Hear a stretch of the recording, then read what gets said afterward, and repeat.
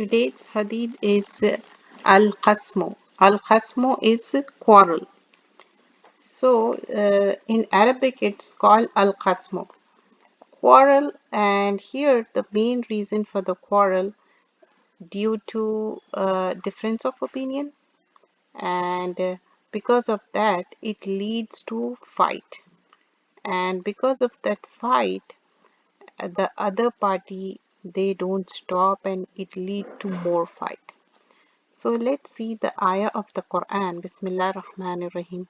أَوَلَمْ يَرَوْا الْإِنسَانُ أَنَّا خَلَقْنَاهُ مِن نُطْفَةٍ فَإِذَا هُوَ خَصِيمٌ مُبِينٌ.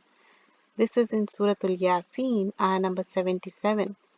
Allah the Exalted says, does not man see that we have created him from nutfa, mixed male and female discharge, semen drop, yet behold, he stands forth as an open opponent. So here, huwa qasimum mubin, like clearly he is doing qasim. Qasim is, more quarrelsome, and mubin, open. And there is one more ayah. This is from Surah Al-Baqarah, ayah number 204.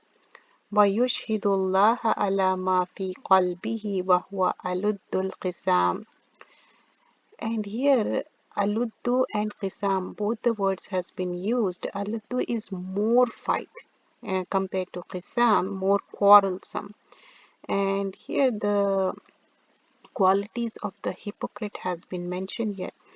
And he calls Allah to witness as to that which is in his heart, yet he is most quarrelsome of the opponent. Here, what does it mean? وَيُشْهِدُ اللَّهَ عَلَى مَا فِي قَلْبِهِ. Like the people, they have habitual way of saying Wallahi, Tallahi. So here the person is saying Wallahi, Tallahi, and just to swearing to show like he is right. But actually he is Wahuwa Aladul Qisam. He is most quarrelsome of the opponents. And let's see the hadith. Aisha radiallahu anha narrated that Prophet sallallahu alaihi wasallam said the most hated person near Allah is the most quarrelsome. And the wordings of hadith is an Aisha radiallahu anha an Nabi sallallahu alaihi wasallam qala inna abghadar rijali ila Allahi aluddul qisam. Here inna abghada is the most hated person, and a rijal from among the men or the people, ilallahi is towards Allah, near Allah. Who is that? Aladul qisam, who is more quarrelsome. Allah does not like such person who quarrel and most fighting and all those things. And there's one more hadith. Anas bin Malik radiallahu anha narrated that Prophet sallallahu alaihi wasallam said, do you know what calumny al-adda is? They said, Allah's Messenger sallallahu alaihi wasallam know best. He sallallahu alaihi wasallam said, conveying the words of some people to others in order to create mischief between them. Uh, for example, two people, they are already having some misunderstanding. So some more misunderstanding is added to that. You're saying such kind of things which creates more misunderstanding, and that will create to calumny and mischief between them. So here the wordings are an Anas bin Malik an Nabi sallallahu alaihi wasallam annahu qala atadruna ma adagha قال الله ورسول الله أعلم قال نقل hadith. So the person here نقل hadith من بعض الناس إلى بعض ليفسد بينهم. A person is saying one thing to the one person is saying his thing to the other person in such a manner that it will create a fight, and that fight leads to more misunderstanding. That is the thing talking about. And there is a smaller hadith here. Abdullah radiallahu anhu narrated that Prophet sallallahu alaihi wasallam said, abusing a Muslim is sinful and killing him is disbelief. And Abdullah anna Nabiyu sallallahu alaihi wasallam qala sibabu Muslim. Sibabu Muslim is, abusing Muslim, using bad words or talking in that manner, abusing manner.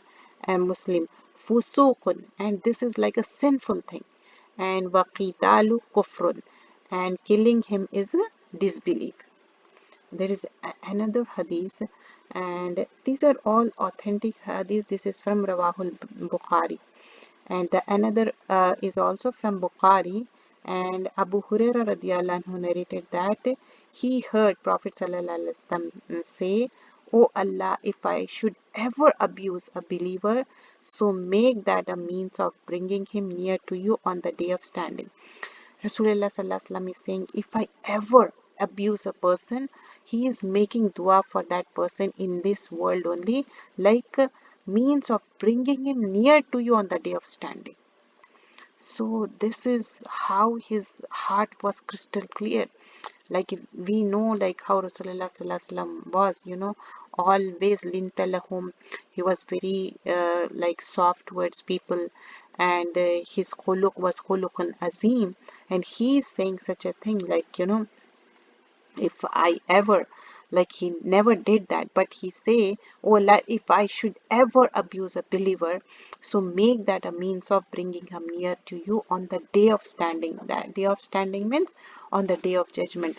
There is one more hadith narrated. Sahal bin Sa'd radiallahu anhu, Allah's Messenger sallallahu alaihi wasallam said, whoever can guarantee what is between his two jaws, bones, the tongue, and what is between his two legs, private parts, I guarantee paradise for him. So here, uh, uh, the two things has been mentioned here. This is so important if you think about it. Before talking, before saying anything, just think about it, how you are using your tongue, whether you are misusing or what. And the other thing about the private part, are you using other than husband-wife relationship or any other things which are not appreciated in Islam? So these are the two things. If we control these two things, that will, I guarantee you, for paradise. So adman lahul jannah. Rasulullah sallallahu alaihi wasallam is saying, and this is in Rawahul Bukhari. Jazakallah khairan kasira.